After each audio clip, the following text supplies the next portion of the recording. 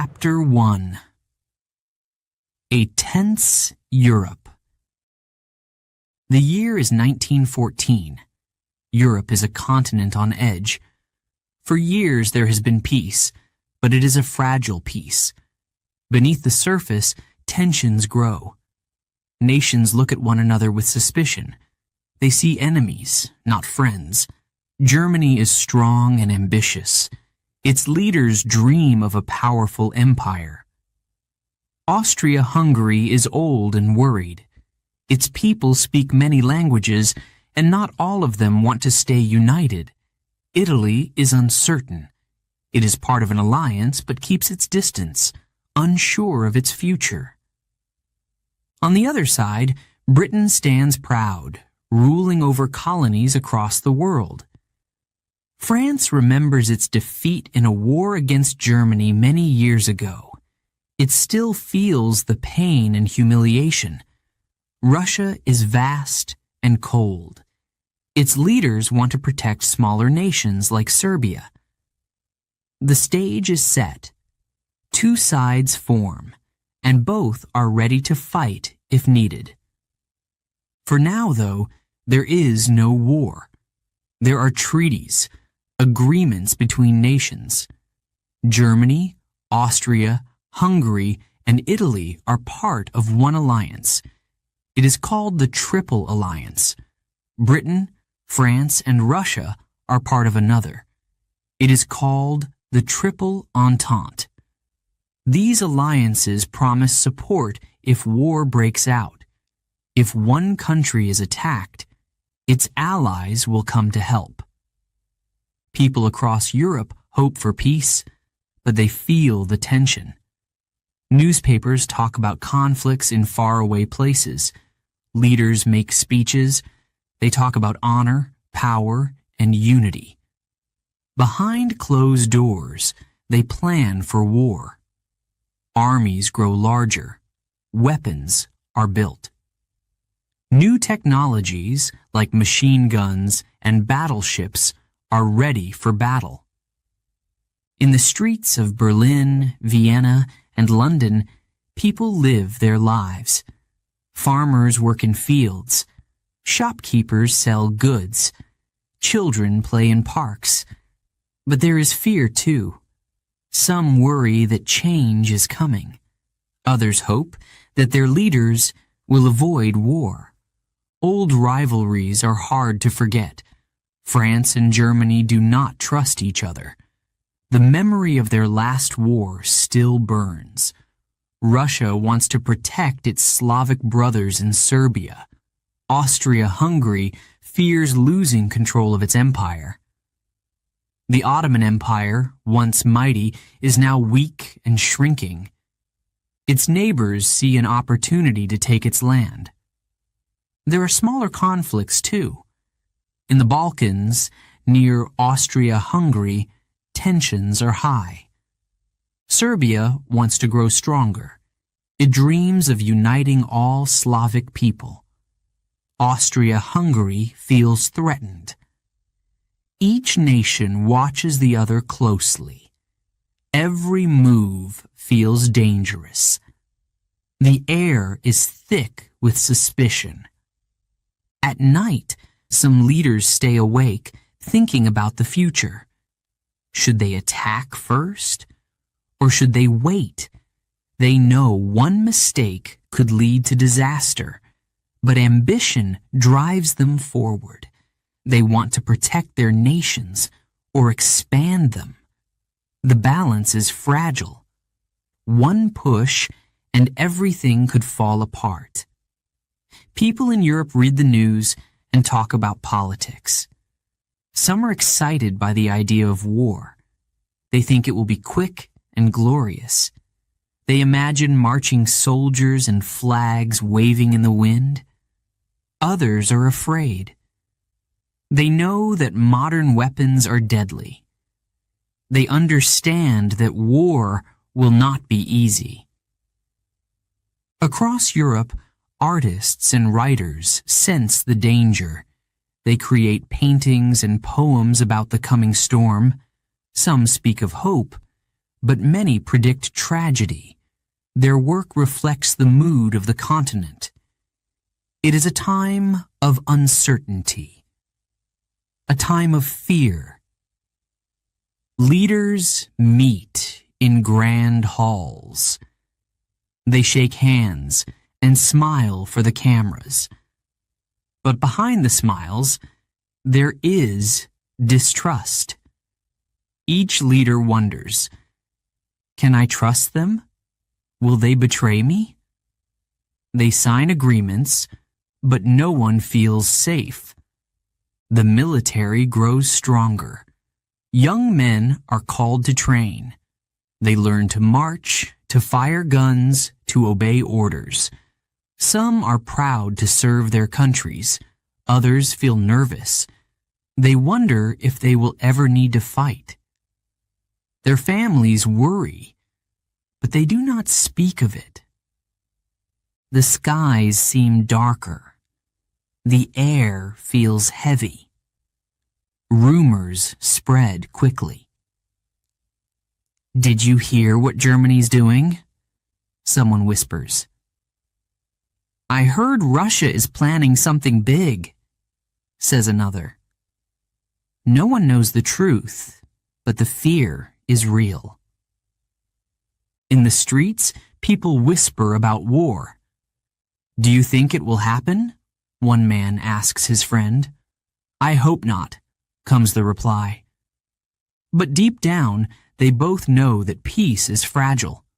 Months pass, and the alliances grow stronger. Each side prepares for the worst.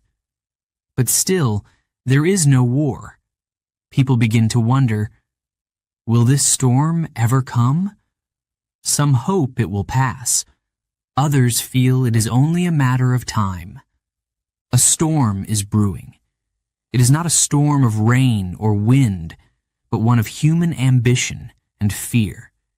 It is a storm that will change the world forever. Europe waits. The people wait. The leaders wait. No one knows how soon the storm will strike. But they can all feel it coming. The year is 1914, and Europe is restless.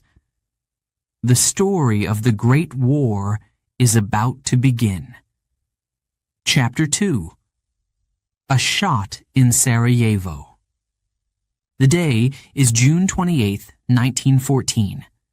The city of Sarajevo is alive with excitement. People gather in the streets, waving flags. They have come to see Archduke Franz Ferdinand, the heir to the throne of Austria-Hungary. He is visiting with his wife, Sophie. For many, it is a special day. The couple rides in an open car. They smile and wave to the crowd.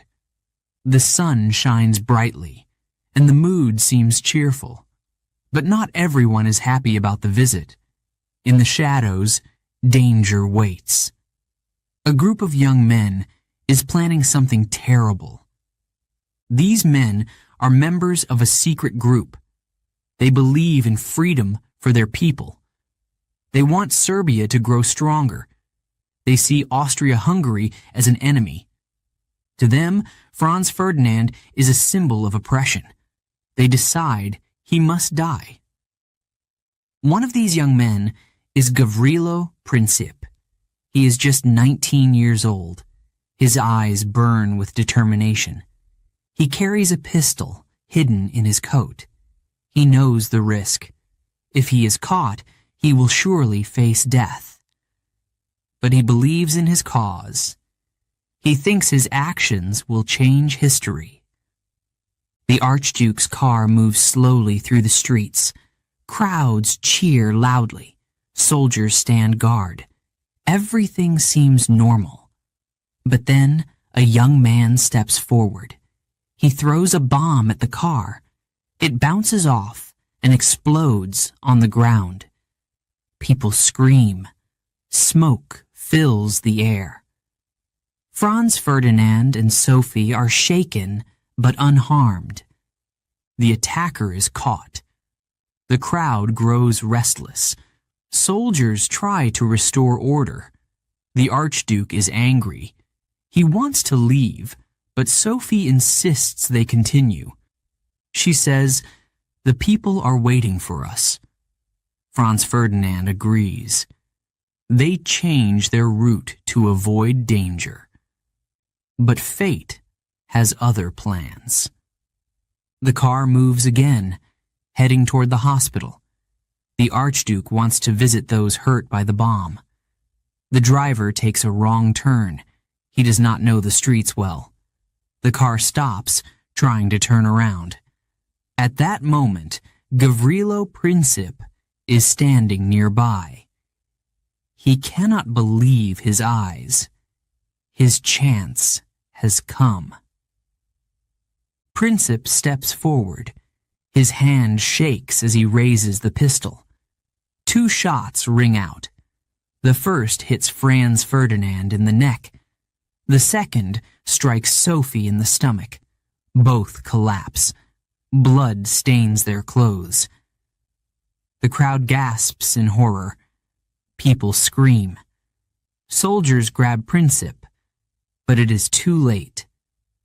The Archduke looks at his wife. "Sophie, stay alive for the children," he whispers, but her eyes close. She does not respond. Moments later, Franz Ferdinand's head falls back.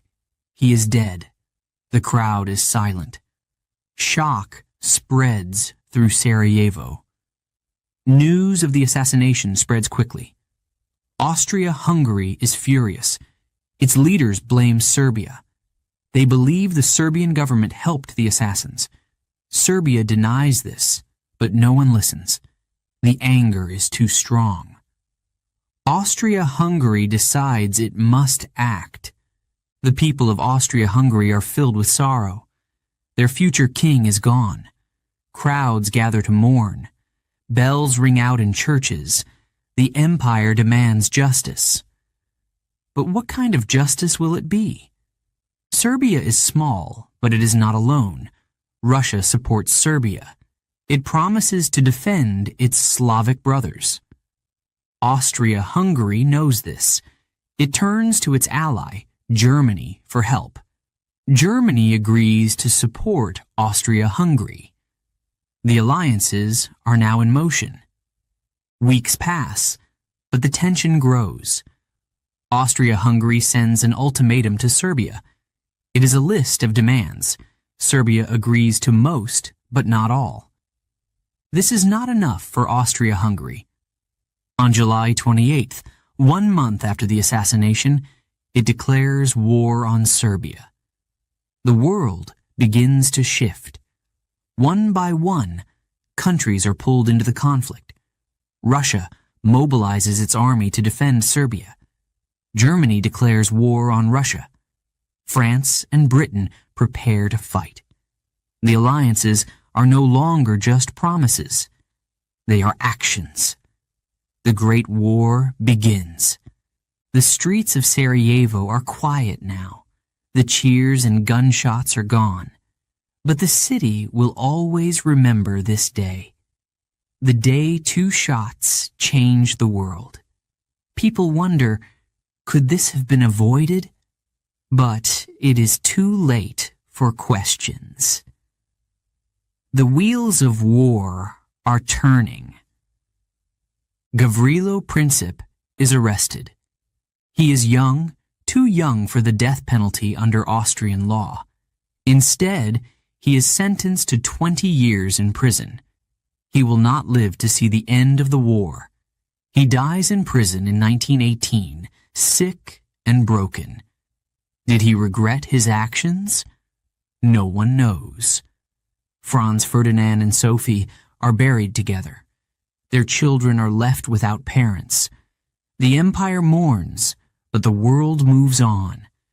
The assassination becomes a spark that lights a fire that will burn for 4 long years. Millions will suffer. Millions will die. For now, people do not know how big this war will become. Some think it will be quick. Others fear it will last forever. But one thing is clear. The world will never be the same again.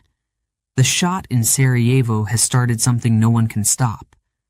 A tragedy and a turning point. The story of the Great War has begun, and it will touch every corner of the earth.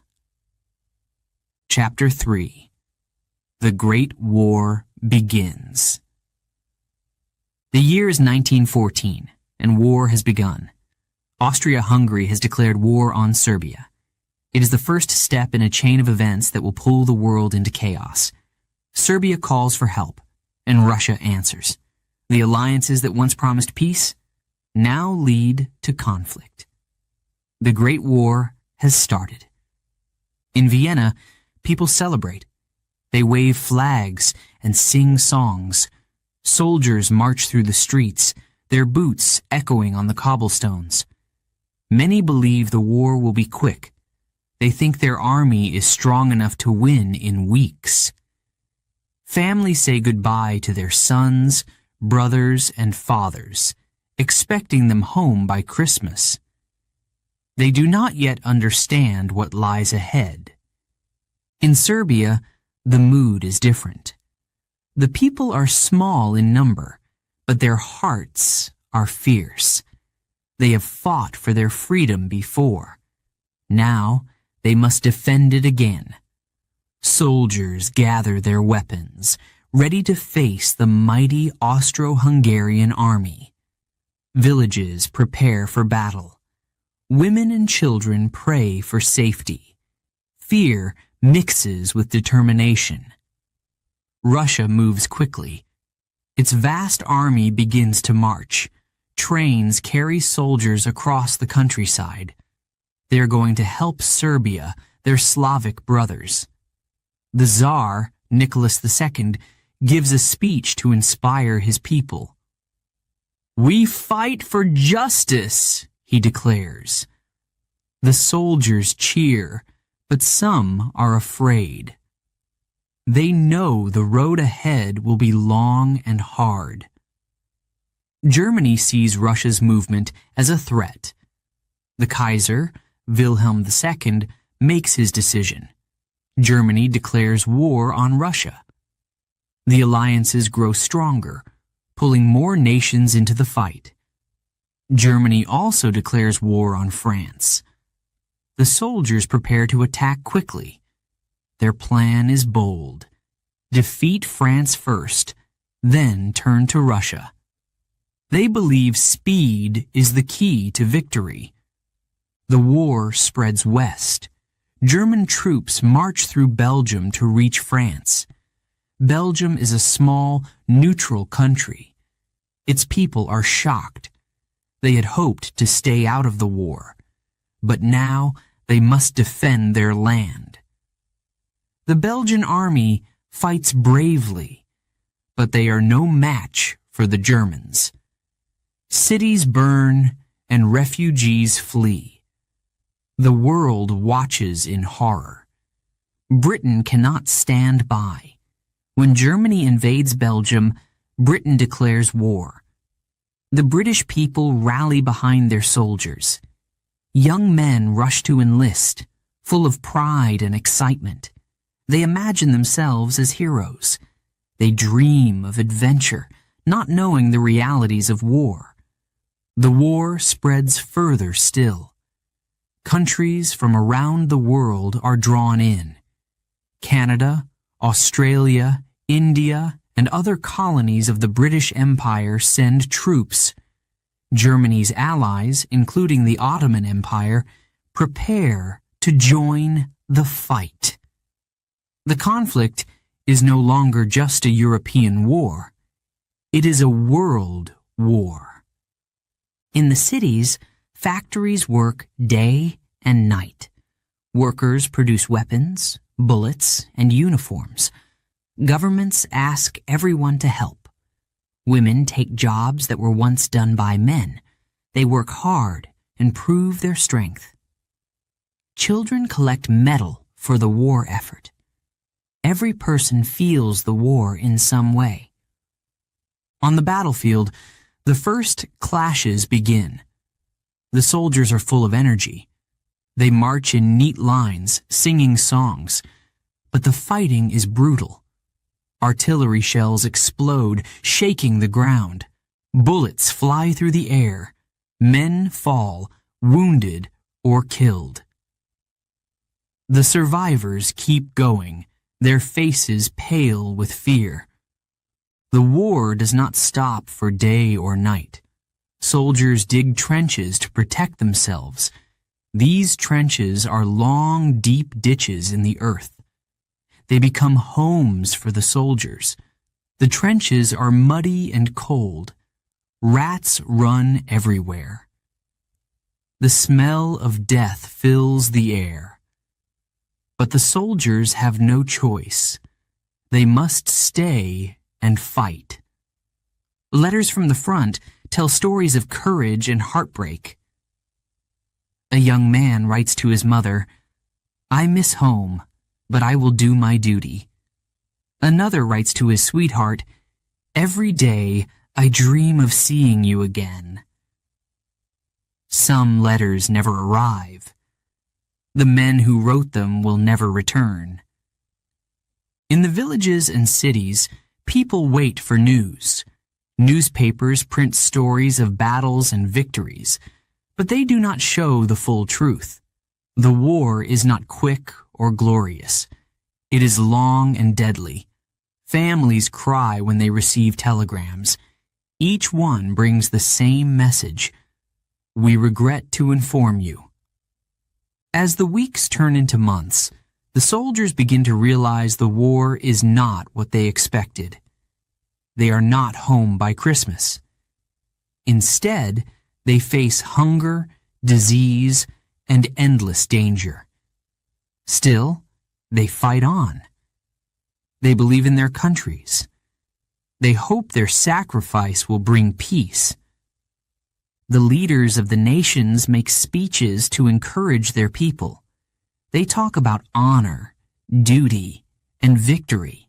But behind closed doors, they worry. The war is costing more lives and money than anyone imagined. Yet no one wants to back down. To retreat would mean shame. To fight on means more death. The decisions are heavy. The people at home do their best to stay strong. They send care packages to the soldiers. They hold parades to raise money. But as the war drags on, hope fades. Food becomes scarce. Prices rise. Some begin to question, is this war worth it? Meanwhile, new weapons are changing the way battles are fought. Machine guns fire hundreds of bullets a minute. Artillery can destroy entire villages from miles away. Poison gas is used for the first time. It burns lungs and blinds eyes. The soldiers call it the devil's weapon. These tools of war bring more destruction than anyone thought possible. Despite the horrors, acts of kindness and bravery shine through. A soldier carries his wounded friend to safety. A nurse works tirelessly to save lives. In the trenches, enemies sometimes share brief moments of peace. On Christmas Eve, soldiers from both sides sing carols together. For a moment, the war feels far away. By the end of 1914, the Great War is in full force. The alliances have done their job, but not as anyone hoped. They were meant to keep peace. Instead, they have dragged the world into conflict. Millions of soldiers are now involved. Millions of civilians are affected. The war is far from over. The people of Europe and beyond brace themselves. They do not yet know how long this war will last. They cannot imagine the pain and loss still to come. But one thing is clear. The Great War has begun, and it will change the world forever. Chapter 4. Life in the Trenches. The trenches are deep, narrow ditches cut into the earth. They stretch for miles, like scars across the land. This is where the soldiers live. This is where they fight. The trenches are their world now. At first, the soldiers thought the trenches would be temporary. They believed the war would end soon. But weeks turned into months. The trenches became permanent. They became homes, but not the kind anyone would want. Rain falls often. It fills the trenches with water. The ground turns to thick, sticky mud. Soldiers sink with every step. Their boots are heavy. Their clothes are wet and cold. There is no escape from the damp. The mud is everywhere. Rats are a constant enemy. They scurry through the trenches, bold and unafraid. They eat the soldiers' food. Sometimes they bite the men as they sleep. The rats grow fat on scraps and even feed on the dead. Soldiers hate them, but killing them seems useless. For every rat they kill, more appear. The air in the trenches smells terrible. It is a mix of mud, sweat, unwashed bodies, and decay. The scent of death lingers.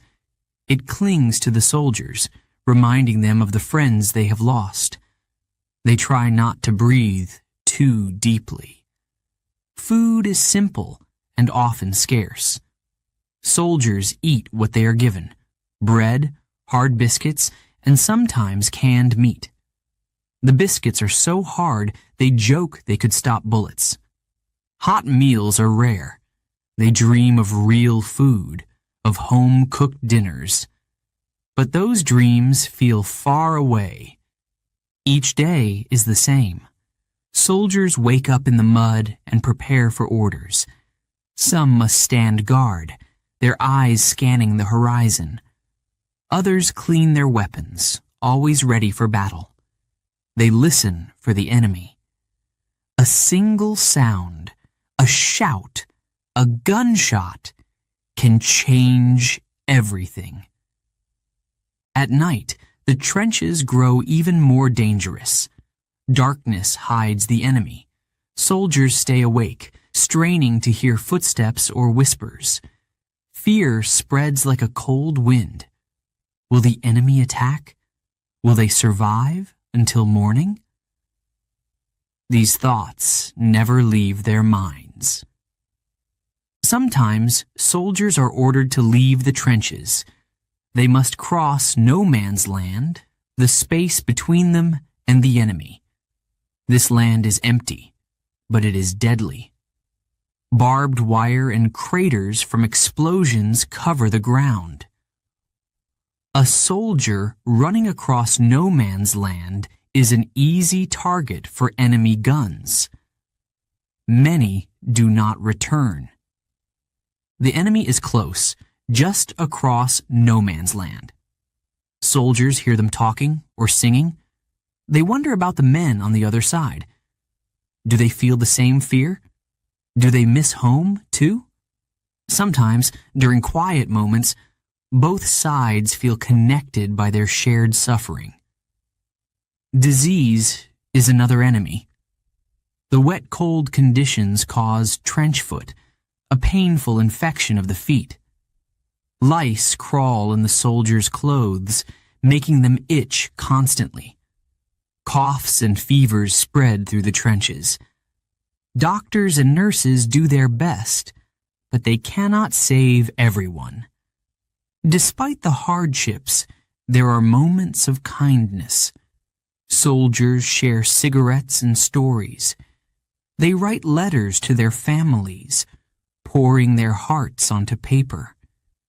They help each other through the worst days. Their friendships keep them going. They fight for each other as much as for their countries. The soldiers miss their families deeply. They think about their mothers, fathers, wives, and children.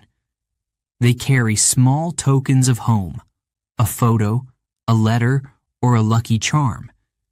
These items remind them why they fight. They bring comfort in a world filled with fear. On quiet days, soldiers try to pass the time. They play cards or tell jokes. Some write poems about their experiences. Others carve pieces of wood into small figures. Anything to distract them from the constant threat of death. The sound of battle is unforgettable. The boom of artillery shakes the earth. Machine guns rattle like angry wasps. Explosions flash in the distance. Soldiers cover their ears, but the noise never stops. It echoes in their minds, even in silence. The soldiers learn to live with fear. It is always there, like a shadow. They fear the next attack, the next bullet, the next explosion. But they must push the fear aside. They must keep going. They have no choice. Christmas brings a rare moment of peace. In 1914, soldiers from both sides agree to a truce. They climb out of the trenches and meet in no man's land. They share food and stories. Some even play football. For a brief time, they are no longer enemies. They are just men, far from home, dreaming of peace. But the truce does not last. The war continues. The soldiers return to their trenches. The fighting resumes. The moments of peace are gone, replaced by violence and loss. Yet, the memory of that day stays with them. It reminds them of their shared humanity. Time in the trenches feels endless. The days blur together. Soldiers count the days until their leave, a short break from the front lines. Some will see their families, others will rest in quiet towns. But leave is short, and they always return to the trenches. The letters they write tell only part of the truth. They do not want to worry their families. They write about their friends, about the songs they sing, about the hope they hold on to. They leave out the pain, the fear, and the loss. They keep those feelings inside. Each soldier carries memories that will never fade. The face of a friend who did not return. The sound of a cry for help. The sight of no man's land after a battle. These memories stay with them, even after the war ends. Life in the trenches is hard. It tests every soldier's strength. Yet, they endure. They hold on to hope. They dream of a day when the war will end. A day when they can leave the trenches behind. A day when they can go home. Chapter 5. New weapons, new fears. The war is changing. Technology is shaping the battlefield in ways no one imagined. Soldiers face new weapons that bring fear and destruction. The world is witnessing a new kind of war, modern, deadly, and terrifying. One of the most shocking weapons is poison gas. It is silent but deadly. A green-yellow cloud drifts over the trenches. Soldiers shout warnings. Gas! Gas! Panic spreads. They fumble for their gas masks, hands shaking. Those without masks cover their faces with cloth, but it is often too late. The gas burns their lungs. It blinds their eyes. Some choke, gasping for air. Others collapse, their bodies writhing in pain. Survivors carry the scars for life, damaged lungs, weak voices, and haunting memories. The soldiers fear the gas more than bullets. It is a cruel weapon, striking without warning. Above the battlefield, airplanes take to the skies. At first, they are used for watching enemy movements. Pilots fly over the trenches, noting troop positions. But soon, airplanes become weapons. They carry bombs and machine guns. Pilots fire at each other in the air. These battles, called dogfights, are fast and deadly. Soldiers on the ground look up and see danger in the sky. Bombs fall, exploding with deafening noise. The earth shakes. Men dive for cover, their hearts pounding. The sight of an airplane once brought wonder. Now it brings fear. On the ground, tanks roll forward.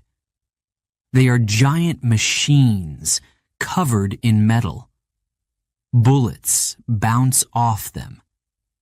The soldiers inside are protected. The tanks crush barbed wire and push through enemy lines. Their engines roar like thunder, shaking the ground. But the tanks are not perfect. They are slow and often break down. Inside, the air is hot and filled with smoke. The soldiers inside sweat and struggle to breathe. Yet, the tanks bring new hope. They give armies a way to break the stalemate of trench warfare. Machine guns change the battlefield forever. One machine gun can fire hundreds of bullets in a minute. It mows down rows of soldiers like a scythe cutting grass. The sound is constant, loud, sharp, and relentless. Soldiers call it the devil's instrument. The fear of machine guns keeps men in their trenches. Attacking across open ground becomes almost impossible. The weapon turns battlefields into slaughterhouses. Soldiers must find new ways to fight. They dig deeper trenches. They build stronger defenses. They adapt, but the fear of the machine gun remains. Artillery is another deadly weapon. Cannons fire shells that explode on impact. The explosions are massive, creating craters in the earth. Soldiers call the shells iron rain. They destroy everything in their path: trenches, equipment, and human lives. The sound of artillery is deafening. It echoes for miles. Soldiers feel the ground shake beneath them. They pray the next shell does not fall on them. Many suffer from shell shock, a condition caused by the constant noise and fear. They cannot sleep. Their hands shake. Their minds are haunted by the sound. The war at sea also changes. Submarines prowl beneath the waves. They are silent hunters, attacking ships without warning. German U-boats sink merchant ships and warships alike. The seas, once safe, are now full of danger. Sailors fear the sight of a periscope. It means a submarine is near. Torpedoes strike ships, causing explosions and chaos. Crews abandon ship, clinging to lifeboats. The cold water takes many lives. The submarines create terror not only for sailors, but for those who rely on the ships to bring food and supplies. These new weapons bring not only fear, but also sorrow. They make the war longer and more deadly. Families hear about the horrors from letters sent home. "The tanks came today," a soldier writes. "We thought they were monsters." Another says, "The gas took my friend. He couldn't breathe." The weapons affect everyone, not just soldiers. Civilians see airplanes dropping bombs on towns and villages. They hear the sound of artillery from miles away. Farmers find their fields destroyed by shells. Children pick up pieces of shrapnel, not understanding the danger. Yet, the new technology also brings moments of bravery. Pilots risk their lives to fly through enemy fire. Soldiers push forward even as tanks roar around them. Medics run into danger to save the wounded. These acts of courage inspire hope, even in the darkest times. In the trenches, soldiers adapt to the new weapons. They learn to recognize the sound of an approaching shell. They practice putting on gas masks quickly. They dig deeper to escape machine gun fire. They find ways to survive, even when survival seems impossible. The war changes every day. Commanders try to find new strategies to use these weapons. Scientists and engineers work to create even more deadly tools. The arms race continues. Each side hopes to gain the upper hand, but the cost is always high. The soldiers talk about the weapons at night. Around small fires, they share their fears. "Did you see the tanks today?" one asks. "They look like beasts." Another says, "The gas is the worst. I'd rather face bullets." They speak quietly, knowing the enemy might hear them. Their voices are filled with exhaustion and dread. Despite the fear, there is a sense of determination. The soldiers know they must fight. They know they must endure. They dream of the day the war will end.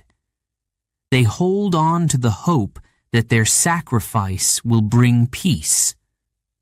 The new weapons change the war, but they also change the world. People see the power of technology, both its promise and its danger. They realize that war will never be the same again. The Great War is a war of machines, a war of innovation, and a war of fear. As the war continues, the weapons grow deadlier. The soldiers face new challenges every day. They learn to fight in a world of tanks, planes, and poison gas. They adapt, they endure, and they dream of a future without war. The story of the Great War is far from over. Chapter 6. The Battle of the Somme. The date is July 1st, 1916. The sun rises over the fields of northern France. The morning is quiet, but it will not stay that way. Today marks the beginning of one of the largest battles in history, the Battle of the Somme. The British and French armies are ready. Their goal is to break through the German lines. For weeks, their artillery has bombarded the enemy. The ground is torn apart by explosions. The soldiers are told the German defenses are destroyed. They believe the attack will be easy. At 7:30 a.m., the signal is given. Whistles blow, and soldiers climb out of the trenches. They move forward, walking across no man's land. Some carry rifles, others carry heavy packs. Their faces are filled with determination and fear. But the German defenses are not destroyed. The soldiers soon face machine gun fire. Bullets cut through the air, hitting the advancing men. The sound is deafening. Soldiers fall one after another. The attack that was meant to be easy becomes a massacre. Private James, a young British soldier, runs forward. His heart pounds. He sees his friends falling around him. He throws himself to the ground, trying to find cover. The mud is cold and sticky. He looks up and sees the barbed wire ahead. It is unbroken. He wonders how he will get through it alive. On the German side, the soldiers defend their positions. They fire their machine guns without stopping. The noise is endless. One soldier, Karl, reloads his weapon as fast as he can. He knows the enemy will keep coming. He feels no joy, only exhaustion. The first day of the battle is a disaster for the British Army. By nightfall, nearly 60,000 soldiers are killed, wounded, or missing. It is the worst day in British military history. Yet, the battle does not stop. It continues for months. The fighting spreads across the Somme. The land is transformed into a nightmare. The fields are filled with craters from artillery shells. Trees are shattered. Villages are reduced to rubble. The air smells of smoke, mud, and death. In the trenches, the soldiers wait for the next attack. They write letters to their families. "I am safe for now," one writes, "but the battle is terrible." Another says, "Pray for me. I do not know if I will survive." These letters carry their hopes, fears, and love. Every day, the soldiers face danger. Artillery shells explode around them. The ground shakes. Shrapnel flies through the air. Many are buried alive when their trenches collapse. Those who survive carry the scars, both on their bodies and in their minds. The medics work tirelessly. They carry the wounded from the battlefield.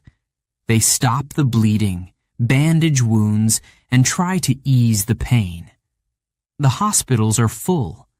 The nurses do all they can, but many cannot be saved. The loss is overwhelming.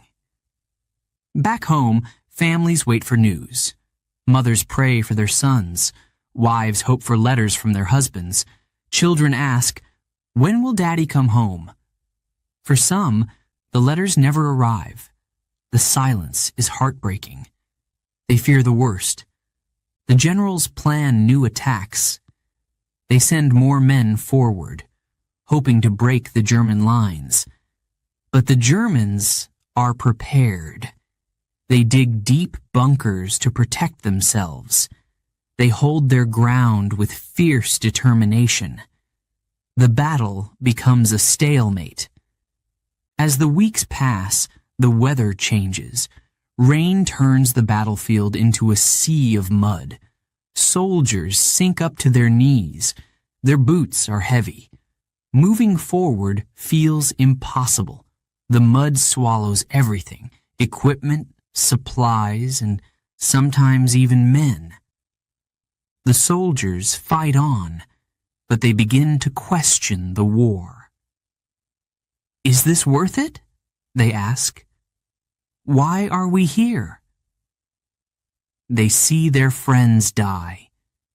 They see no end in sight. The horror of the battle weighs heavily on their hearts. Despite the suffering, acts of bravery shine through. A soldier risks his life to carry a wounded friend to safety. Another crawls through enemy fire to deliver a message. These moments of courage inspire those around them. They remind the soldiers of their humanity. In September, the Allies introduce a new weapon, the tank. These giant machines roll across the battlefield, crushing barbed wire and terrifying the enemy. But the tanks are slow and unreliable. Many break down. The impact is small, but it shows the future of warfare. By November, the battle finally ends. The Allies have advanced only a few miles. Over 1 million men are dead, wounded, or missing. The cost is unimaginable. Families across Europe grieve for their loved ones. The world wonders if the sacrifice was worth it.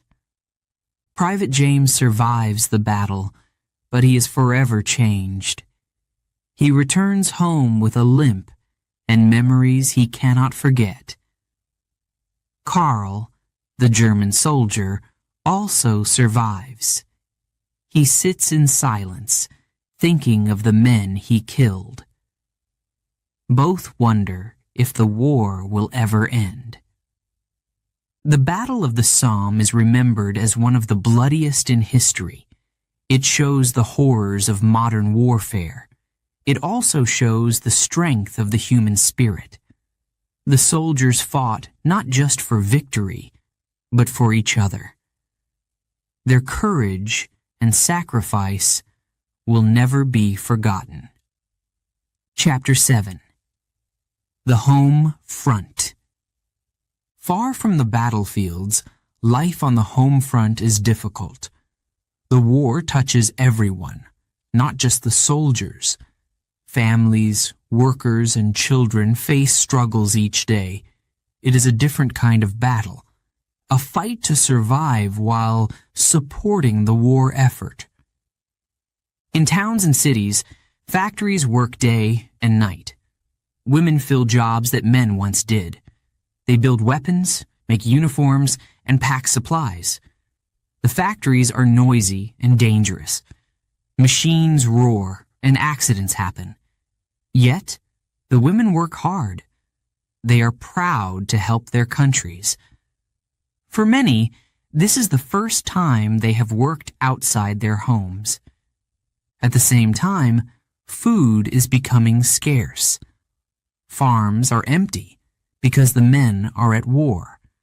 Ships that bring supplies are sunk by submarines. In many homes, dinner is smaller than before. Bread is rationed. Butter and sugar are rare. Families do their best to stretch what they have. Mothers say, "Eat slowly. Make it last." Children learn not to complain. Lines form outside shops early in the morning. People wait for hours to buy food. Sometimes, the shelves are empty before everyone gets their turn. Arguments break out. People are tired and hungry. They wonder, when will this end? In small villages, the war feels distant, but not forgotten. Farmers work harder than ever to grow food for their neighbors and the soldiers. They worry about their sons and brothers who left to fight. Every day, they check the mail, hoping for news. Letters from the front bring mixed emotions. A mother reads a letter from her son. He writes, "I am safe for now, but life here is hard." She holds the paper close to her heart. A wife reads, "I miss you and the children every day. Keep smiling for me." Tears fill her eyes. The letters give hope, but they also remind families of the dangers their loved ones face. Not all letters are happy. Some bring devastating news. A telegram arrives at a small house. The words are short and cold. "We regret to inform you." A father falls to his knees. A sister sobs into her hands. These messages leave holes in families that can never be filled. Children feel the war too. They see their parents worry. They hear whispers about battles and losses. Schools hold collections for the soldiers. Boys gather scraps of metal to make bullets. Girls knit socks to send to the front. They are proud to help, but they miss the laughter and peace of life before the war. Propaganda posters cover the walls of towns and cities. They show smiling soldiers and strong workers. They say, "Do your part, and victory needs you." These posters inspire some, but others feel the weight of these demands. The work is endless, and the sacrifices are great. In some homes, there is anger. People ask, "Why are we fighting? Is this war worth it?" They see their friends and neighbors struggling. They hear about the millions of lives lost. The newspapers tell stories of bravery, but the pain is impossible to ignore. For some, hope begins to fade. Yet, even in the darkest times, there is resilience. Families come together to support one another. Neighbors share what little they have. Communities hold events to raise money for soldiers. A local band plays music in the square. People sing songs to lift their spirits. These small moments of joy keep them going. Women, especially, show incredible strength. They keep households running while working long hours in factories. They care for their children, write letters to their husbands, and comfort their neighbors. They prove they are capable of so much more than society once believed. Men who cannot fight also contribute. Some work in shipyards, building the vessels that carry supplies and soldiers. Others join local defense groups, ready to protect their towns if needed. They know they play an important role, even if they are not on the front lines. The home front is a place of constant change. Technology advances quickly because of the war. Factories produce new machines and tools. Scientists work to find better medicines. These changes will shape the world even after the war ends. Newspapers bring news of the fighting. Some reports are hopeful, saying, "Victory is near." Others tell of heavy losses. Readers feel a mix of emotions. They are proud of their soldiers, but heartbroken by the cost. They wonder, how much more can we endure? The war also creates opportunities. For women, the experience of working changes their lives. Many find independence and confidence. They learn skills they never thought they could master. After the war, they will demand more rights, including the right to vote. The war begins a new chapter for women. The home front shows the strength of ordinary people. They do not wear uniforms or carry weapons, but they fight in their own way. Every meal they save, every sock they knit, and every hour they work helps the soldiers at the front. They give everything they have, even when it feels like too much. As the war drags on, the hardships grow. Families lose loved ones. Workers grow tired. Children forget the sound of laughter. But they hold on to the hope that the war will end. They dream of peace. They dream of the day their soldiers will return home. The home front is a story of struggle and sacrifice. It is a story of courage in the face of fear. It is a reminder that war does not only happen on the battlefield. It touches everyone, everywhere. And it shows the power of human spirit, even in the hardest times. Chapter 8. America enters the war. For 3 years, America watches the war from across the ocean. Europe is burning, but the United States stays neutral. President Woodrow Wilson says the country must avoid conflict. Many Americans agree. They want peace. They want to focus on their own lives. But the war keeps pulling them closer. In Europe, the fighting grows worse. Germany tries to weaken its enemies by cutting off their supplies. German submarines, called U-boats, patrol the seas. They attack ships carrying goods to Britain and France. At first, the targets are only military ships.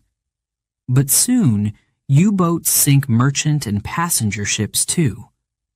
In 1915, a U-boat sinks the Lusitania, a British passenger ship. Nearly 1,200 people die, including 128 Americans. The news shocks the world. In the United States, people are outraged. How could they attack innocent people, they ask.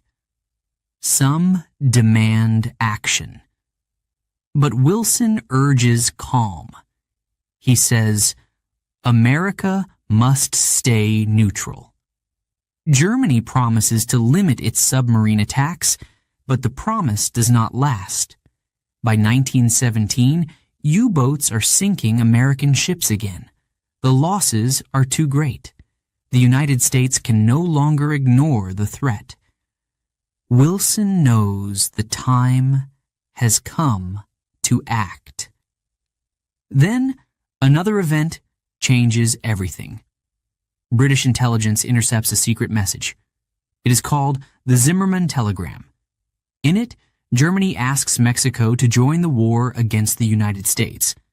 In return, Germany promises to help Mexico regain land it lost to America. When this news becomes public, Americans are furious. They see Germany as a direct threat. On April 2nd, 1917, President Wilson speaks to Congress. His voice is steady, but his words are powerful. The world must be made safe for democracy, he says. He asks Congress to declare war on Germany. 4 days later, the United States is officially at war. Across America, the news spreads quickly. Some people cheer, feeling proud and ready to fight. Others are afraid. They know war means sacrifice. But most agree, the time for peace has passed. The U.S. military begins to prepare. At first, the army is small. Many soldiers are young and inexperienced. Factories start making weapons, uniforms, and supplies. Ships are built to transport men and materials across the Atlantic. The country comes alive with energy and determination.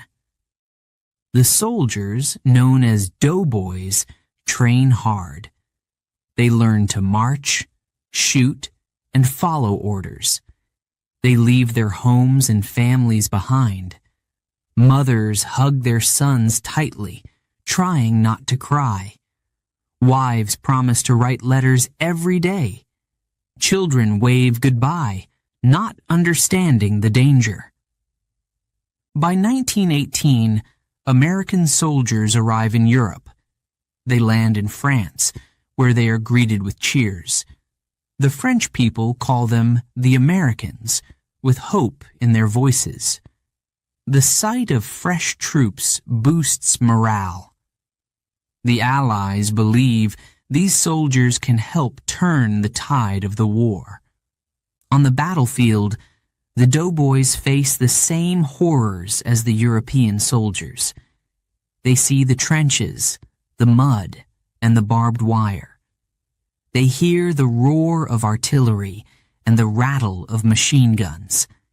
They breathe in the terrible smell of gas. For many, it is their first experience of war. It is not what they imagined. But the Americans fight bravely. They bring new energy to the Allies. In key battles like Cantigny, Belleau Wood, and the Meuse-Argonne offensive, they prove their strength. Their determination inspires those around them. They help push back the German forces. Back home, life changes.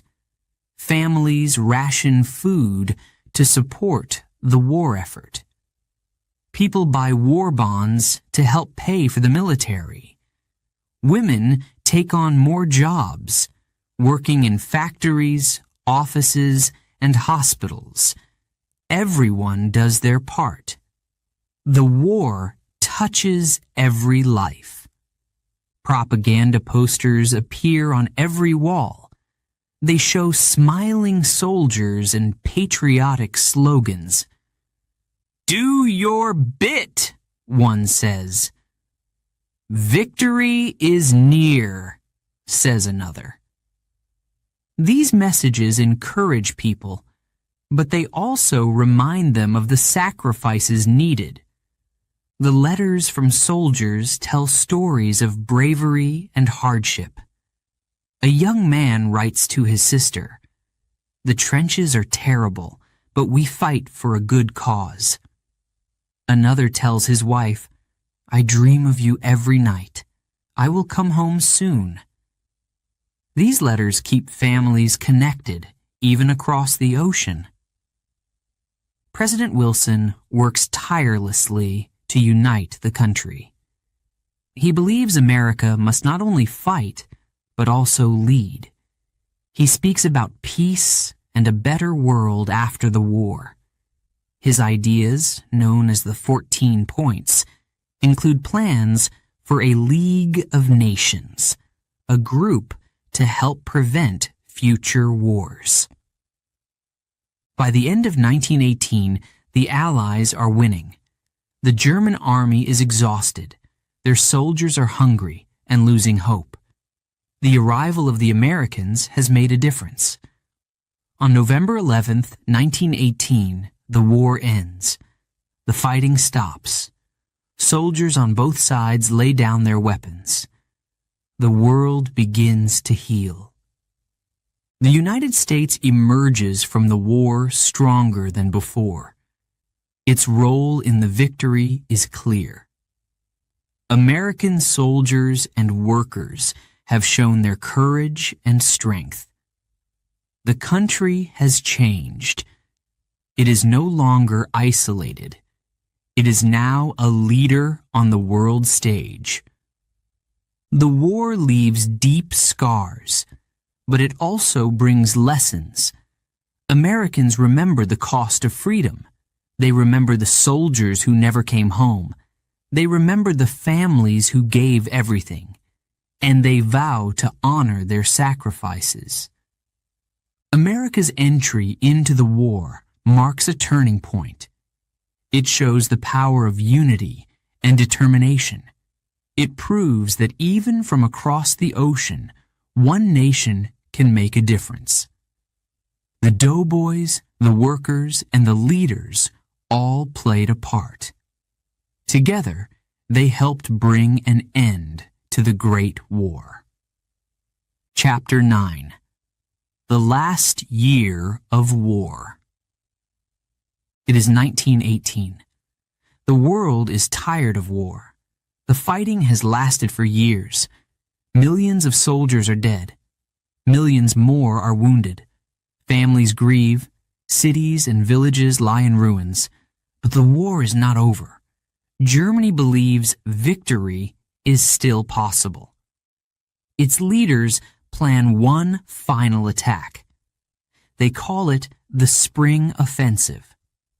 The goal is to break through the Allied lines before American forces grow stronger. Germany moves troops from the Eastern Front, where the war with Russia has ended. They focus all their strength on the West. In March, the offensive begins. German artillery fires day and night. The ground shakes as shells explode. Soldiers charge across no man's land. They push the Allies back. For a moment, it seems like Germany might win. The Allies are shocked, but not defeated. They regroup and fight harder. American soldiers are arriving in greater numbers. They bring fresh energy and hope. The tide begins to turn. As the months pass, the German army weakens. Their supplies are low. Soldiers are hungry and exhausted. Many are young boys or older men called to fight because there is no one else. They wonder how much longer they can keep going. In the trenches, the mood is grim. Soldiers know the end is near, but they do not know who will win. Each day feels like the last. They write letters home, trying to stay hopeful. "Pray for me," one soldier writes to his mother. "I think of you always." The Allies launch their own offensive in the summer. It is called the 100 Days Offensive. They use tanks, airplanes, and artillery to break through the German lines. The fighting is fierce. Villages change hands again and again. The soldiers face constant danger. In the skies, pilots battle for control. Dogfights fill the air with the sound of machine guns. Bombs fall, destroying supply lines and railroads. On the ground, tanks crush barbed wire and push forward. The Allies gain ground, slowly but surely. Back in Germany, life is hard. Food is scarce. People wait in long lines for bread. Factories cannot keep up with the demands of war. Families are tired of sacrifice. Protests begin in the streets. Some shout, "End the war." Others cry, "Bring our sons home." The German government struggles to maintain order. The Kaiser, Wilhelm II, faces growing opposition. Even some soldiers refuse to fight.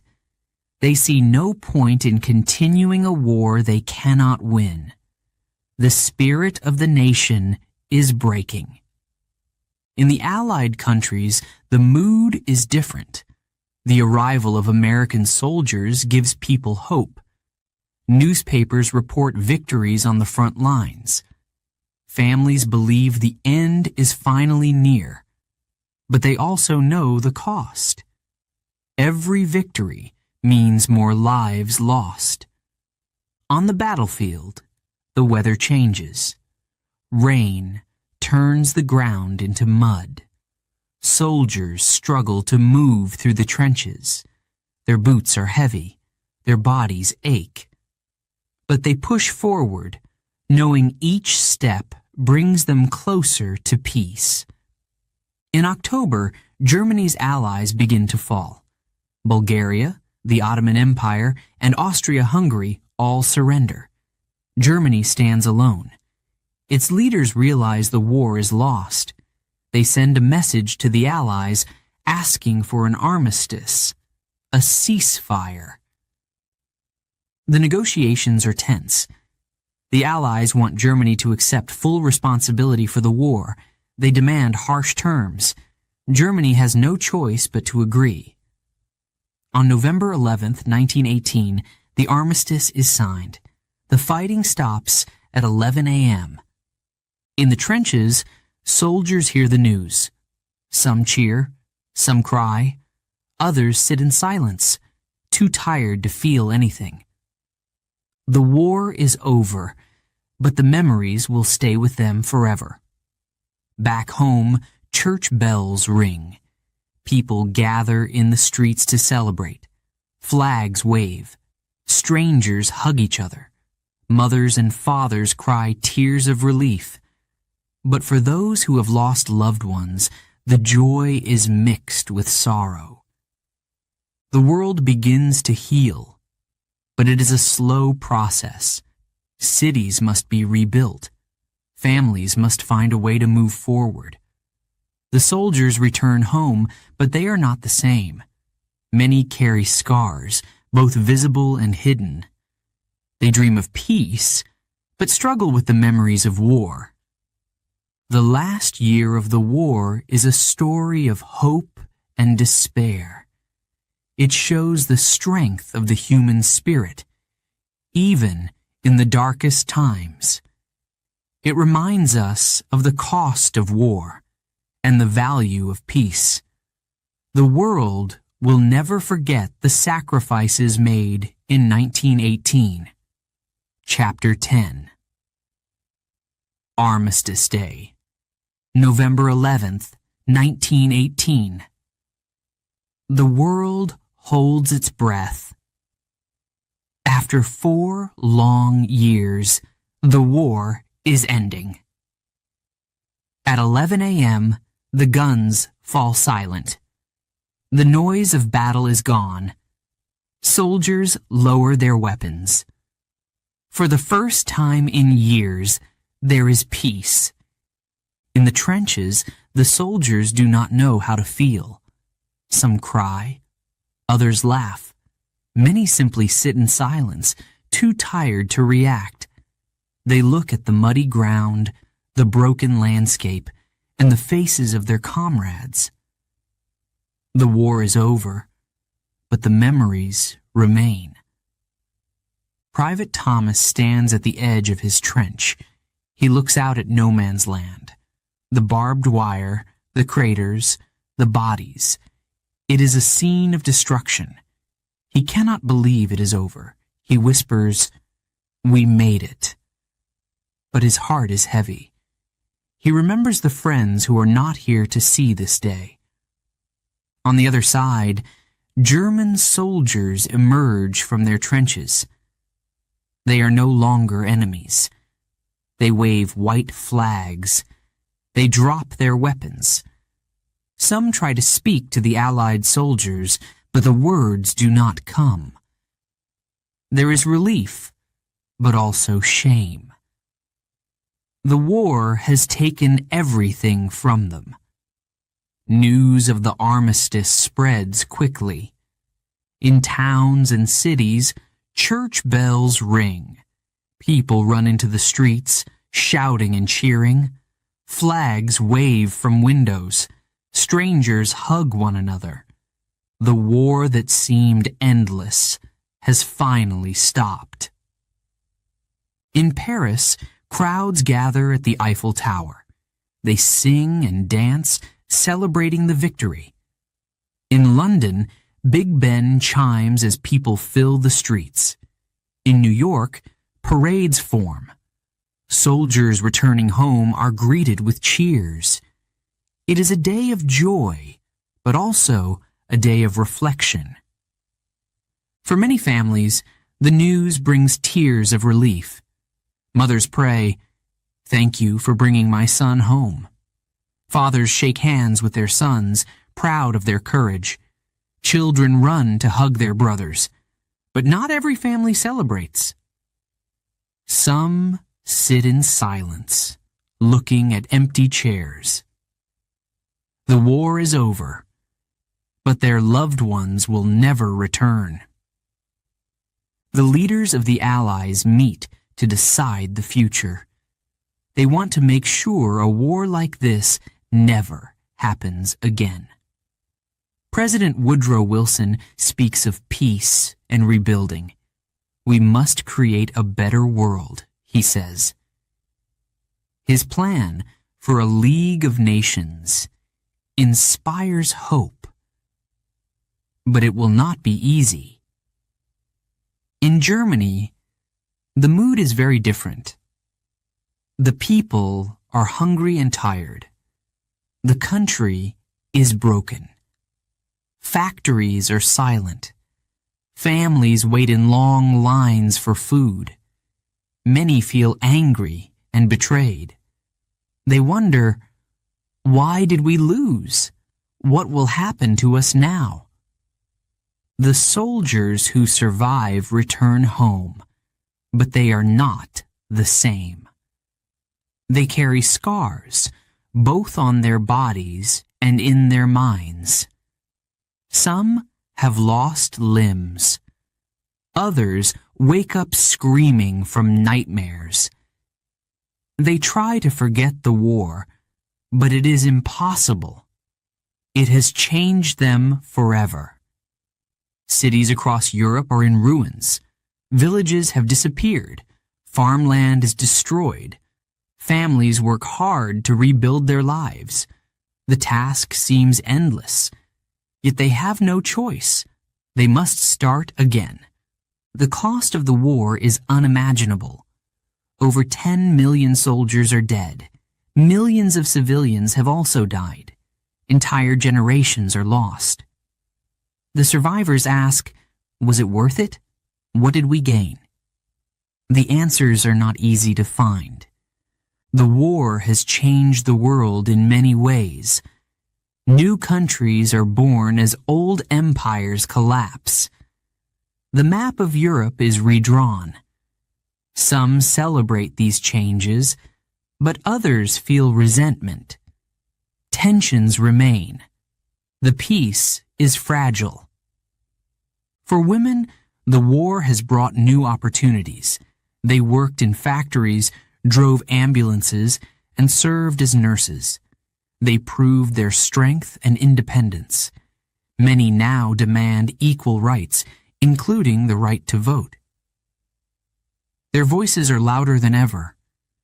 The armistice is a time to remember. People build memorials to honor the dead. In small towns and big cities, statues are raised. Names are carved into stone. Each name is a story, a life cut short by war. Families visit these memorials to grieve and to remember. Veterans gather to share their stories. They talk about the trenches, the battles, and the friends they lost. They laugh at small moments of joy, like a warm meal or a joke shared in the mud. But their laughter is bittersweet. They know the cost of war too well. Children grow up hearing these stories. They learn about bravery and sacrifice. They are told, this must never happen again. The world hopes the next generation will build a future without war. November 11th becomes a day of remembrance. Each year, people stop to honor those who served and those who died. In silence, they reflect on the cost of war. They hope for peace, but they know peace must be protected. For the survivors, the end of the war is both a relief and a challenge. They must rebuild their lives, their homes, and their countries. They carry the weight of the past, but they also carry hope for the future. The world after the war is not the same. It is a world shaped by sacrifice, courage, and loss. It is a world that must learn from its mistakes. The guns have stopped, but the lessons of the Great War will never be forgotten. Chapter 11. The Treaty of Versailles. The war is over, but the world is still broken. Millions of lives have been lost. Cities and villages lie in ruins. Nations must decide how to rebuild. In January 1919, leaders from around the world gather in Paris. They meet to create a peace treaty that will shape the future. The meeting is called the Paris Peace Conference. It takes place in the grand halls of the Palace of Versailles. The most powerful leaders are there. President Woodrow Wilson of the United States wants peace. He brings his plan, the 14 points. He speaks of fairness and a League of Nations to prevent future wars. But other leaders want more. Georges Clemenceau of France demands justice for his country. France has suffered greatly. Towns are destroyed. Millions of soldiers and civilians are dead. Clemenceau says Germany must pay for what it has done. He is firm and determined. David Lloyd George of Britain stands between them. He wants to protect his country's empire and trade. He also wants Germany punished, but not so much that it cannot recover. Balancing these demands is not easy. Germany is not invited to the discussions. Neither are its allies. The decisions will be made without their voices. Germany waits, nervous and unsure. Its people fear what the treaty will bring. The conference lasts for months. The leaders argue over every detail. Borders must be redrawn. Lands taken during the war must be returned. New countries are created like Poland and Czechoslovakia. Old empires like Austria-Hungary and the Ottoman Empire are gone. The map of Europe is changing. Finally, on June 28, 1919, the Treaty of Versailles is signed. The date is symbolic. It is exactly 5 years after the assassination of Archduke Franz Ferdinand, the event that started the war. Leaders hope this treaty will end the story of the Great War. The treaty is harsh on Germany. It forces Germany to accept full blame for the war. This is called the War Guilt Clause.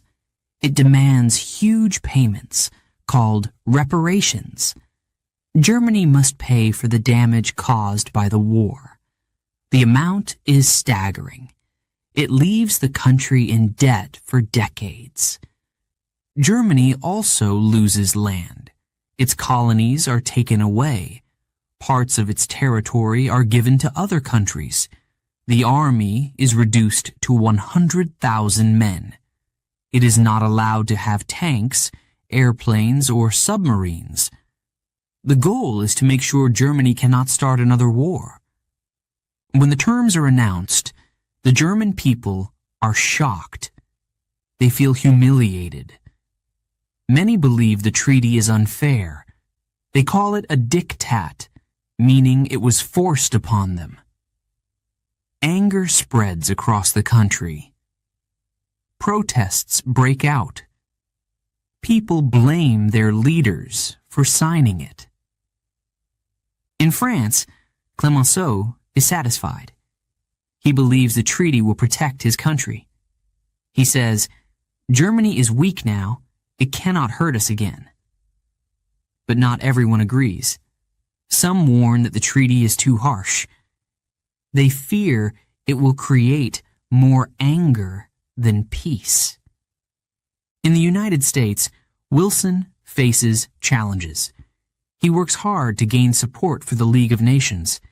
He believes it is the key to lasting peace. But many in Congress disagree. They fear the League will drag America into future wars. In the end, the U.S. does not join. Wilson is heartbroken. For the people of Europe, the treaty brings mixed emotions. some are hopeful. They believe the war is truly over. They look forward to rebuilding their lives. Others are angry. They feel the treaty has created more problems than it has solved. The treaty's impact spreads beyond Europe. In colonies across Africa and Asia, people hear about the changes. Some hoped the end of the war would bring freedom. Instead, they see their lands given to new rulers. They feel ignored and betrayed. The Treaty of Versailles is a document of both hope and fear. It ends one war, but it does not bring peace. The world has changed too much. Old wounds run deep. New tensions begin to grow. In Germany, the anger from the treaty does not fade. The humiliation fuels resentment. It becomes a rallying cry for extremists. Some promise to rebuild Germany's strength. They say, "We will not stay weak forever." Their words plant the seeds for future conflict. The Treaty of Versailles is a lesson in the complexities of peace. It shows that ending a war is not enough. True peace requires understanding, fairness, and trust. The treaty may have ended the Great War, but it also set the stage for another. The leaders leave Paris with hopes and doubts. They have done their best, but they know the future is uncertain. The treaty marks the end of one chapter in history and the beginning of another. Chapter 12. Lessons from the War.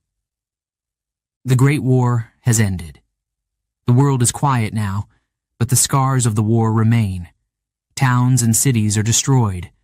Families mourn their loved ones. Soldiers return home, carrying memories of battle. The cost of the war is clear to everyone. People reflect on what the war has taught them. They remember the bravery of the soldiers. Men who fought in the trenches, flew airplanes, or sailed on ships showed great courage. They faced fear and danger every day. Many gave their lives for their countries. Their sacrifice is honored. At the same time, people remember the pain and loss. Millions of lives were cut short. Families were torn apart. Children grew up without fathers. Communities lost entire generations. The world understands that war brings not only victory, but also deep sorrow. The war also showed the power of technology. New weapons like tanks, airplanes, and poison gas changed the way battles were fought. These tools brought destruction on a massive scale. They made war more deadly than ever before. People realized that these inventions, meant to bring victory, also brought great suffering. The lessons of the war go beyond the battlefield. During the war, women took on new roles. They worked in factories, drove ambulances, and managed homes while the men were away. They proved their strength and ability. Now, many women demand more rights. They want a voice in their governments. They want the right to vote. The war also changed the map of the world. Old empires, like Austria-Hungary and the Ottoman Empire, collapsed. New nations were born. People hoped these changes would bring peace. But not everyone was happy. Some countries felt the treaties were unfair. New borders created new tensions. In Germany, the Treaty of Versailles left people angry and humiliated. They believed the blame placed on them was too harsh. They struggled with the heavy reparations. Their economy suffered, and their people grew desperate. This anger did not disappear. It stayed, waiting for someone to use it. Around the world, people hoped the war would be the last. They called it the war to end all wars. Many dreamed of peace. President Wilson's idea for a League of Nations gave hope. The League was meant to solve problems between countries peacefully, but not all nations joined. The United States, for example, chose to stay out. Without full support, the League was weak. Veterans returned home, but life was not the same. Many carried physical wounds. Others carried invisible scars. They remembered the horrors of the trenches, the loss of friends, and the constant fear. Some struggled to adjust to normal life. They could not forget what they had seen. Families also struggled. Parents mourned the children they lost. Wives waited for husbands who never came back. Children asked questions no one could answer. The war had ended, but its effects continued in every home. Economies were damaged. Countries had spent huge amounts of money on the war. Now they faced debt and poverty. Rebuilding was slow. Factories and farms had to recover. Workers needed jobs. The pain of war did not end with the signing of the treaty. Despite these challenges, people tried to move forward. They built memorials to honor the fallen. In cities and villages, statues and plaques were placed in squares and parks. Names of the dead were carved into stone. These memorials helped people remember the sacrifices made during the war. Children learned about the war in schools. They heard stories of bravery and loss. Teachers told them about the causes of the war, hoping they would understand the mistakes made. The goal was clear: to teach the next generation how to avoid another war. Artists and writers shared their own views of the war. Some wrote poems about the beauty of life and the sadness of loss. Others painted pictures of the trenches and the destruction. These works helped people understand the war's impact in a personal way. The Great War left behind many questions. Could future wars be avoided? Would nations learn to solve their problems peacefully? People hoped the answers would be yes. But deep down, some were unsure. They saw the anger in Germany. They saw the weaknesses in the peace agreements. They worried that the world had not truly learned. The lessons of the war are still discussed today. It showed the dangers of alliances, the cost of unchecked ambition, and the power of technology. It taught the world that war is easy to start, but hard to end. It also reminded people of the value of peace. The soldiers of the Great War are remembered with respect. They fought bravely, often in terrible conditions. Their courage and sacrifice are honored each year on November 11th, Armistice Day. The world pauses to remember those who gave their lives. The Great War was a tragedy, but it also brought changes. Women gained more rights. Nations began to talk about peace and cooperation. Technology advanced, though it brought both benefits and risks. The world was not the same as it had been in 1914. The question remains, will the world truly learn from the Great War? The hope is that its lessons will guide future generations.